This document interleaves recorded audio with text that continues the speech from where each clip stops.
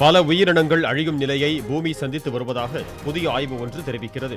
ஊர்வன, பறவைகள், பாலூட்டிகள், நீர்நில இருவாழ்விகள் என 27,600 உயிரினங்கள் குறித்து ஆய்வாளர்கள் ஆய்வு நடத்தியுள்ளனர்.